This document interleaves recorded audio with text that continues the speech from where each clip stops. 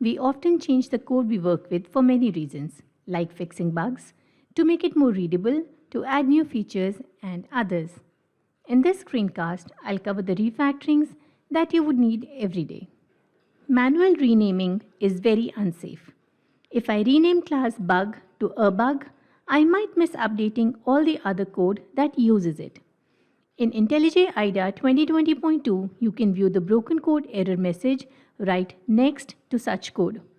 I just changed the name of this class in the editor. This is in-place refactoring highlighted by the icon in the gutter. By clicking on this icon, I can rename all usages of bug to a bug with preview. IntelliJ IDEA finds variables with similar names. It lets me select the ones I want to update. I can change the class name again in the editor and invoke Alt and Enter to repeat all these steps.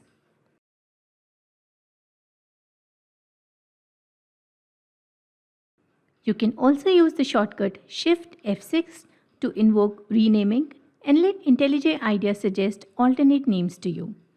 When I rename the field description to DESC, IntelliJ IDEA detects that this field is used in getter and setter methods and asks if I want to update them, and also to update its usage in method parameter names.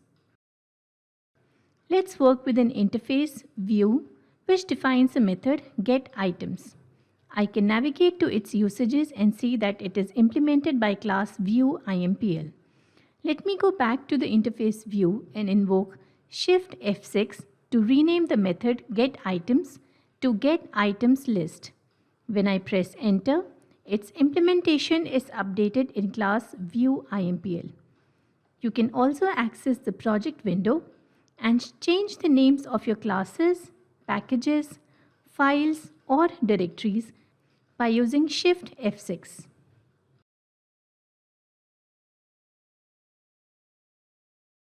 Let's see how to change the signature of a class or method safely. Method binary string accepts one string argument. Let me add a parameter to the method binary strings, say counter of type int. Again, this is in-place refactoring, highlighted by this icon in the gutter area.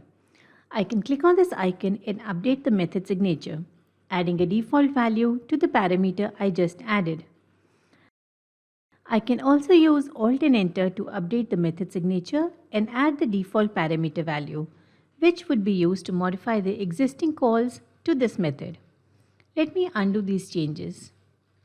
You can also change a method signature by invoking the Change Signature dialog by using Ctrl and F6. Let me add a Boolean parameter state with the default value true. I can also change the order of the parameters using this dialog.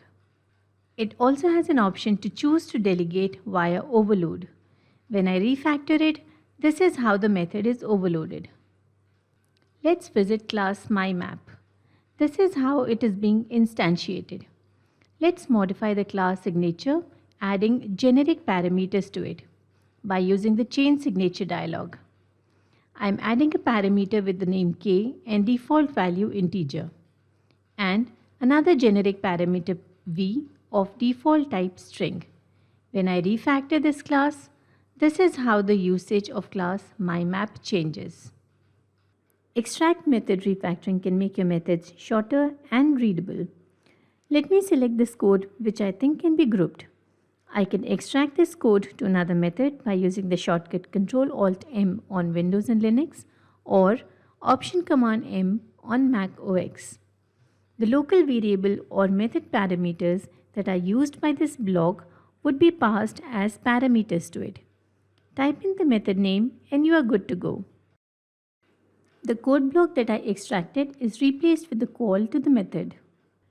You can also extract a method by selecting code, invoking context actions with Alt-Enter, and then selecting extract method. Inline method refactoring is the reverse of extract method refactoring. I can inline method manipulate stack by using the shortcut Ctrl-Alt-N on Windows and Linux or Command-Option-N on Mac OS. I can choose whether I want to inline the method contents and delete the method, or to keep the method. For this example, I'm choosing to delete the method. But why would you want to inline a method? Let me extract a single line of code to a method. This method call seems to add unnecessary redirection in method binary strings, which I can remove by inlining this method. You might also want to inline badly refactored methods and extract them again. It is always advisable to use constants over literal values in a code base. The method beautiful binary strings uses a string literal value.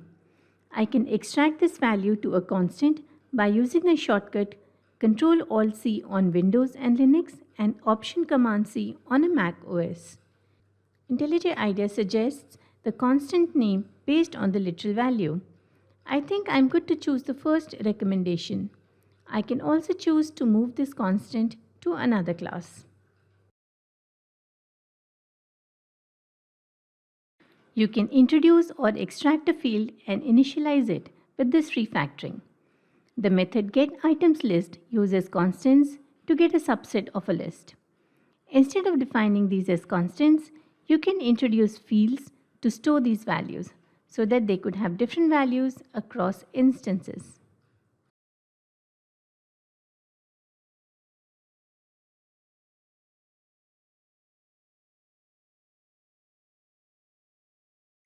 With extract parameter refactoring, you can select a constant or expression in your method and define it to be passed to the method as an argument. In method getItemsList, you can pass the expression list.of12345 as an argument to this method. The type of the method parameter is the same as the type of the selected expression. Let me undo this refactoring to show you another version of it. You can also choose to delegate via method overloading.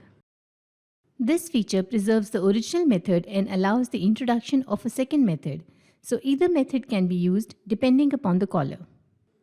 Extract variable can help you make your expressions more readable by extracting hard-to-understand expression to a variable. This if condition looks a bit complex. We can extract a variable here.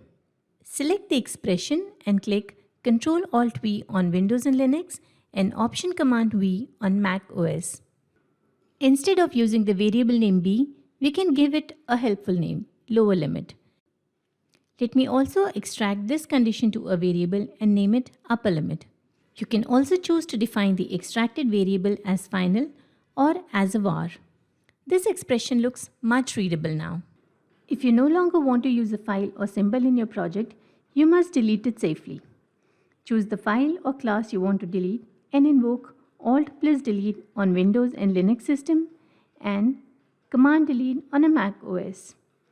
IntelliJ IDEA will ensure that the resource you're choosing to delete is safe to delete. It finds the usages of the resource in the project and warns you if it already has some usages. IntelliJ IDEA has powerful refactoring capabilities which you can use every day to improve your code safely. But refactoring is not a magic bullet. Please create a safety net of tests to ensure that your refactorings are not changing the behavior of your code. Thanks for watching.